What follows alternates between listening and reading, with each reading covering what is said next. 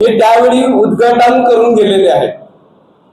तेव्हापासून आजपर्यंत वेगवेगळ्या कारणाने हा प्रकल्प रखडला होता। त्यातलं मुख्य कारण होतं CRZ आणि या कायद्यांच्या अडचणीतून आणि वेगवेगळ्या आलेल्या प्रॉब्लेम्स मधून मात करत करत आज आम्ही इथपर्यंत पोहोचलो होतो। आमचा प्रकल्प मार्गी लागला होता।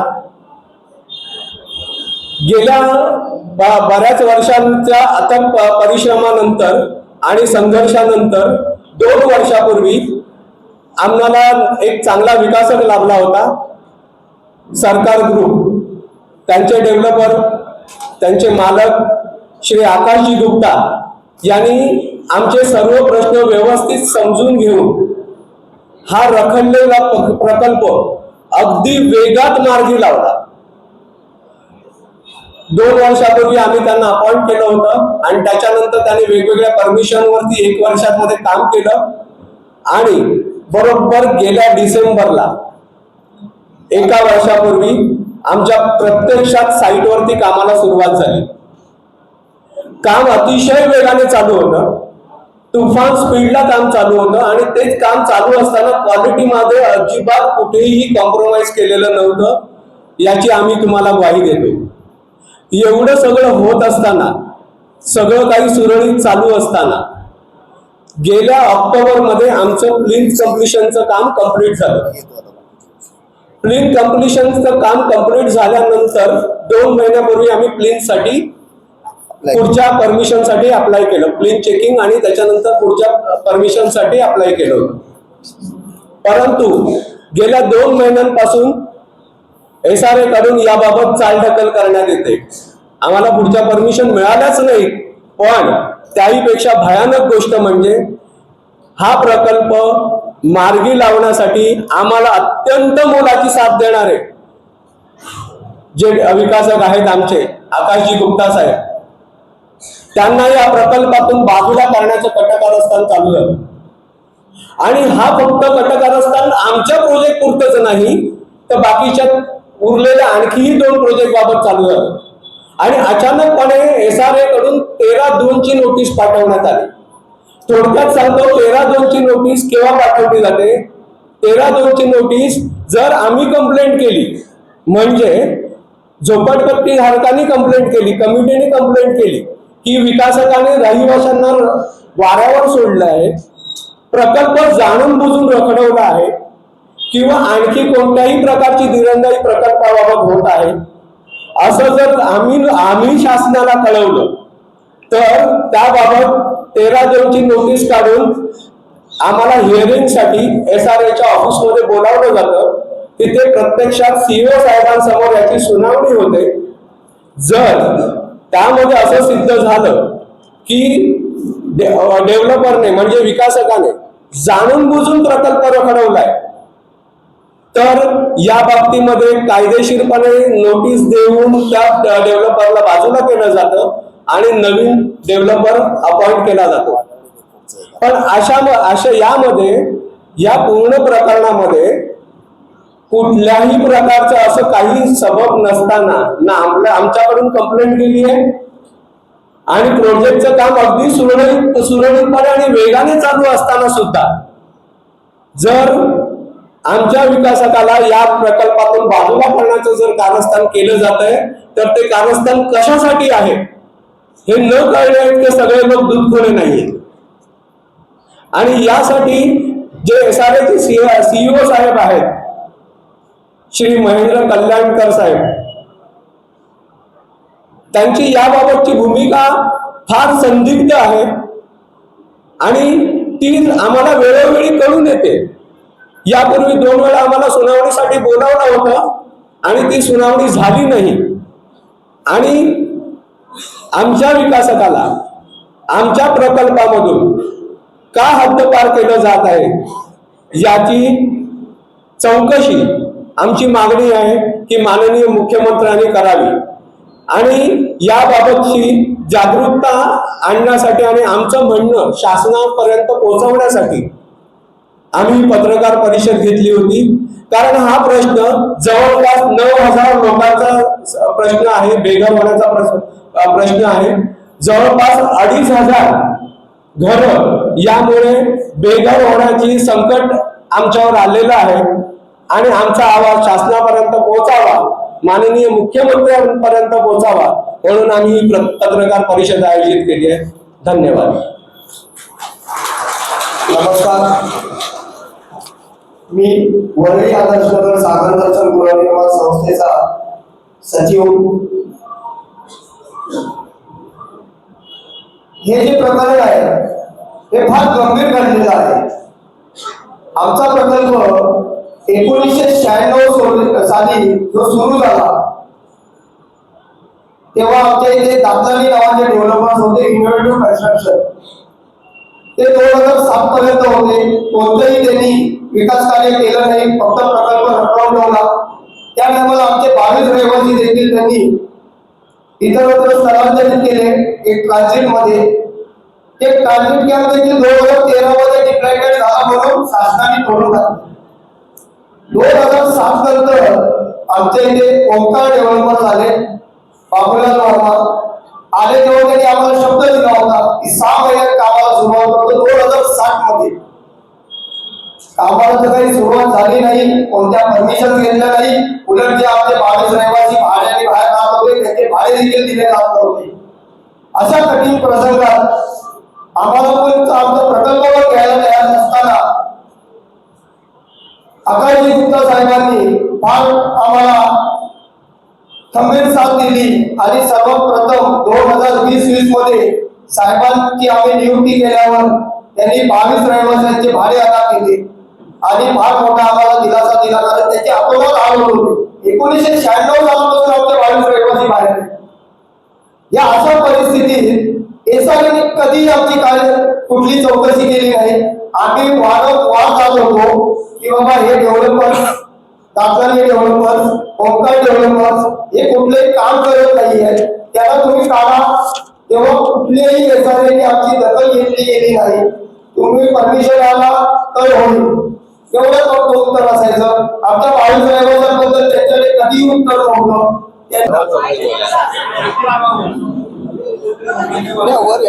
पुन्हा आता बदलायला जे चालू आहे ते सीओस आपले एसआरकडनं जे आता नोटीस आलेली आहे आणि आता हे आमच्या विकासाबद्दल मी बोलतच नाही. आम्ही एक झोपडपट्टीमध्ये राहणारे रहिवासी आहोत आणि आमची कुठेतरी इच्छा असते की आम्हाला चांगल्या घरामध्ये जावं आणि आम्ही आज लहानापासून पाहत आलेलो आहे. भरपूर विकासात आलेले आहे ते आम्हाला आठवण पण नाहीये. पण हे जे विकासात आहे आणि जे आमच्या आकाश सर जे आहे ते आमच्या बरोबर सतत प्रत्येक मंडळामध्ये येऊन सतत आमच्याबद्दल संवाद साधत होते, त्यांचं मनोगत सांगत होते, आमच्या समस्या कळत होते. आणि आता हे यांना बाजूला करून दुसरे विकासात आणायचं आहे का? मग आम्हाला आमचं घर हक्काचं मिळणार आहे की नाही, तर आम्हाला हटून इथे काय दुसरा प्रोजेक्ट करणार आहे आणि आम्ही कुठे जाणार? कारण ते आमच्या वाढवडिलांपासूनचे हे आमचे घर आहेत. आमचं दुसरं काही बाहेर कुठे काही नाहीये आणि हे आमचे विकासच नाहीये. तर आमचा त्याच्यावरती पूर्ण विश्वास आहे की आज 3 वर्ष ते आमच्यावर सतत प्रत्येकाशी संवाद करून आम्ही त्यांच्याशी बोलून प्रत्येक ठिकाणी मिटिंग घेऊन आम्ही त्यांचं मनोगत ऐकायचो, आम्ही आमचं सांगायचो. त्यांनी प्रत्येक वेळेला त्यांचं न सांगता आमचा विचार घेत आहे आणि असा विकास तर आम्ही पाहिलेला नाहीये. पण आमचं आता आम्हाला जर हटून जर इथे काय बांधायचं असेल, करायचं असेल गव्हर्नमेंटला, तर आम्ही कुठे जाणार? आणि आता आम्हाला हेच विकासच पाहिजे. कोरोनाच्या काळामध्ये जेव्हा आमची अशी परिस्थिती होती की आम्हाला कुठे लस मिळत नव्हती, त्यावेळेला कोण आमच्या पाठी उभं राहिलं नाही, तर राहिले तर फक्त आपले गुप्ता सर.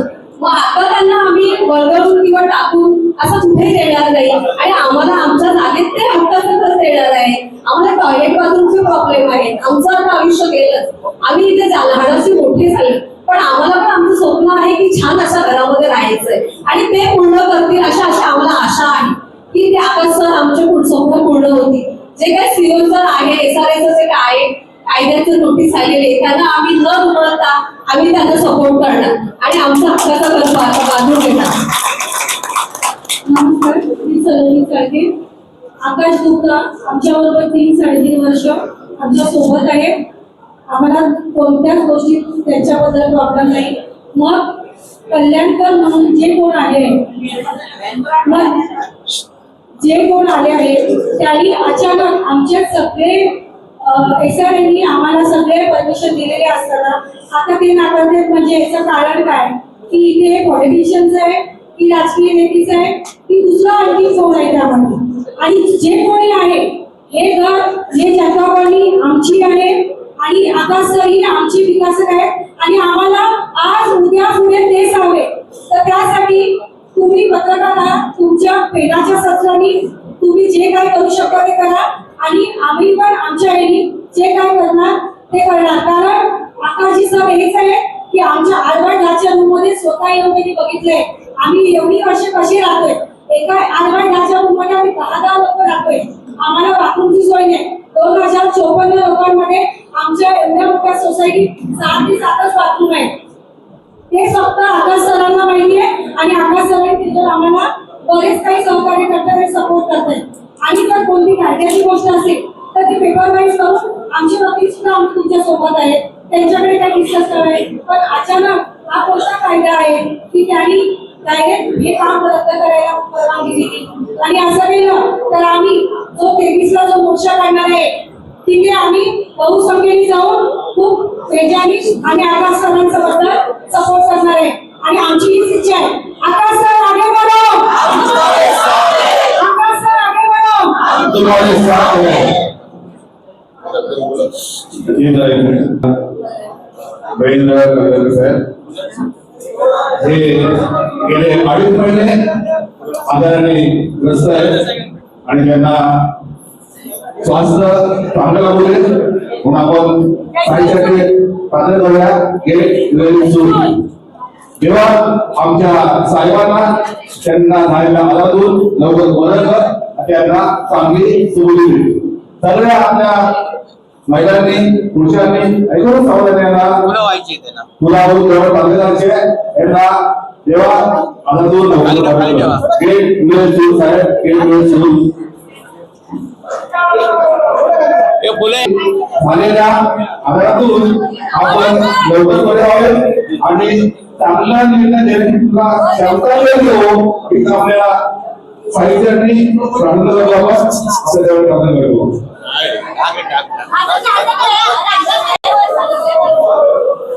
महेंद्र कलर साहेब, गेटवे साहेब, गेटवे तुम्ही आनंद साहेब लवकर बरवा आणि चांगल्या निर्णय देण्याची तुम्हाला सुबुद्धी देऊ. आहे ती आम्ही चालू देणार नाही. आणि जर सरकारला त्यांची मनमानी करायची असेल तर आमची मनमानी ही आम्ही त्यांना असं येणारं इलेक्शन आहे त्यावेळेला दाखवून देतो. हे कोण आहेत महेंद्र कल्याणकर, हे नक्की लोकांचं जनतेचं कल्याण करतायत की अधोगती करतायत हाच प्रश्न आम्हाला त्यांना विचारायचा आहे. आणि हे जर उद्या आम्हाला हेरिंगला भेटले नाही तर आम्ही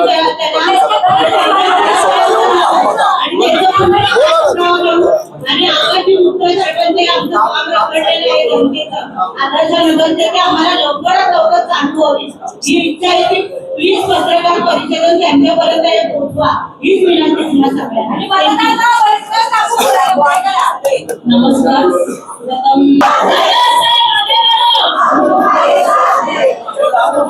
काय करायचं आहे त्यासाठी सर्वांचा बळ तो बळ आमच्या महिला आहेत आमच्याकडे. पण तो आमच्या मागे आम्ही गंभीरपणे राहू. पण इलेक्शन असेल तो त्याला साथ देत असेल पण ह्या जनता कॉलनीत एकही कुणाला म्हाडा ने 13(2) का नोटिस देके निकाला था. तो इससे आपको एक समझ में आया होगा कि 13(2) का नोटिस अगर डेवलपर काम नहीं करता है तो लगाया जाता है.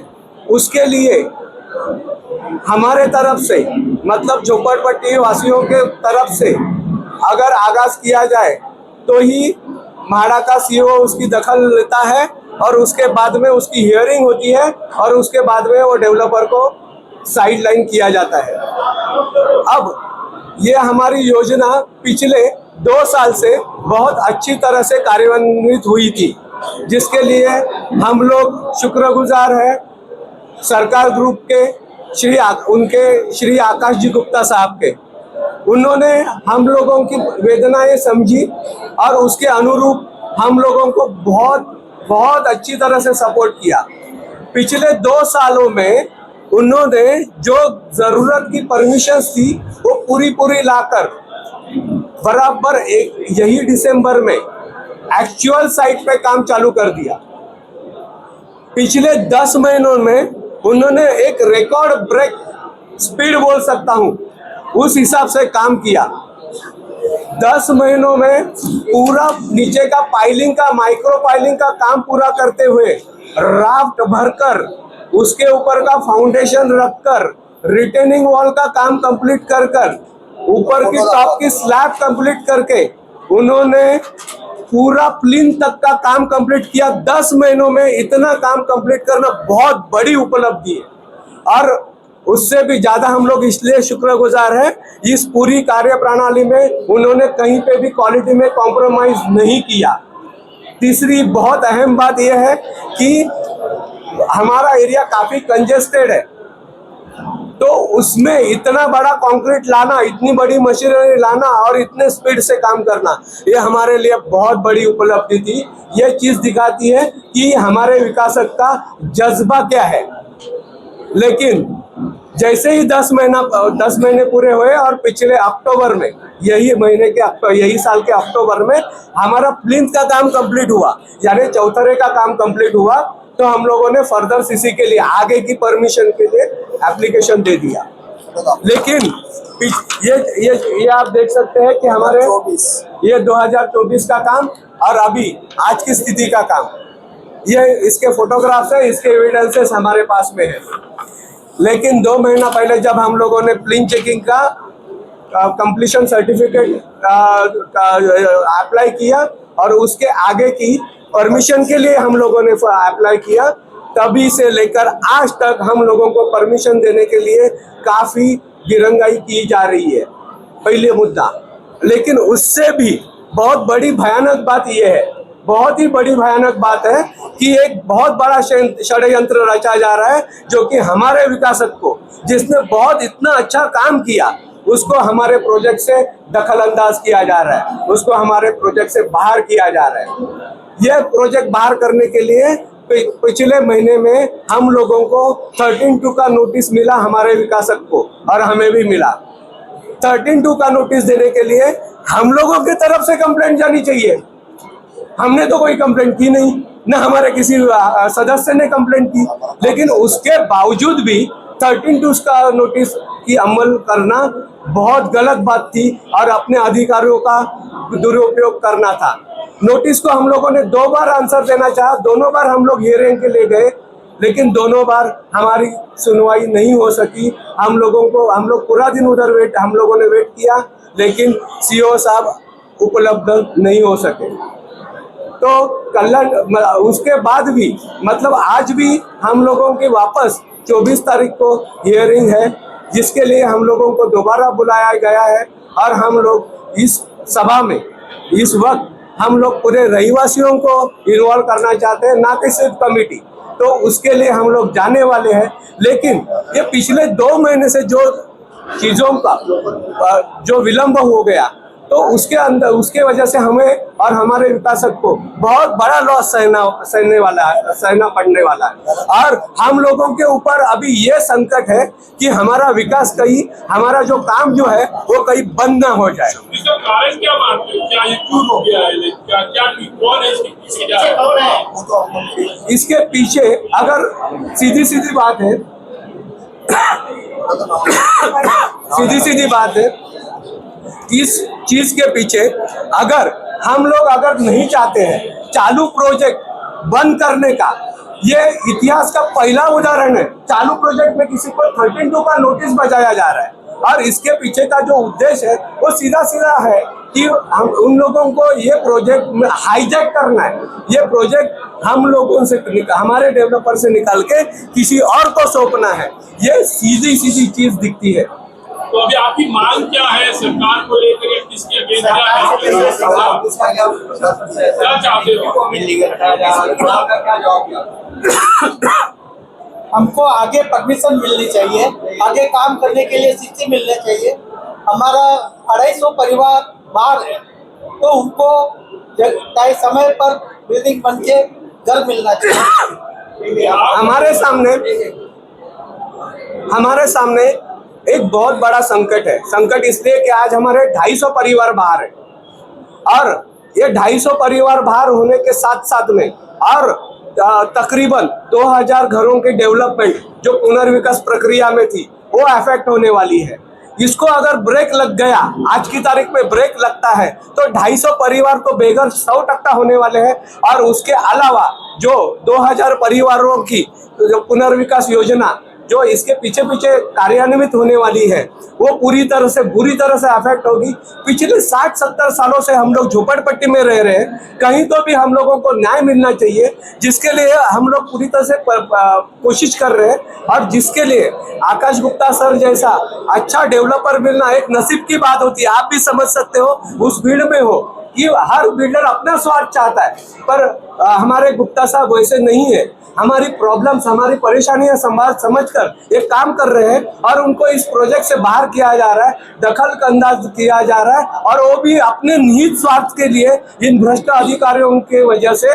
तो ये बहुत गलत बात है और इसका हम लोग निषेध करते हैं। सरकार से क्या आपकी गुहार है, क्या कहोगे? हम लोग ये चाहेंगे कि माननीय मुख्यमंत्री साहब देवेंद्र फडणवीस साहब को, कि जिनको हम लोग विकास पुरुष के नाम से जानते हैं और जिनका कार्य तत्परता पूरे महाराष्ट्र के सामने है, तो उनसे हम लोग जरूर गुजारिश करेंगे और आप लोगों के माध्यम के तरफ से ये उनका बात पहुंचाना चाहते हैं कि हम लोगों को जल्द से जल्द न्याय देकर हमारी आगे की परमिशंस जल्दी से जल्दी क्लियर कर हम लोगों को ये काम सिर्फ और सिर्फ माननीय श्री हमारे डेवलपर आकाश जी गुप्ता साहब है उनके तरफ से ही पूरा होना चाहिए, क्योंकि हम लोगों को एक गारंटी है कि अगर आकाश गुप्ता साहब इस प्रोजेक्ट में रहेंगे तो प्रोजेक्ट हम लोग बिना विलंब और सबसे बड़ी बात पूरी क्वालिटी के साथ होगा, क्योंकि बाकी ये सारे प्रोजेक्ट हम लोग देख चुके हैं।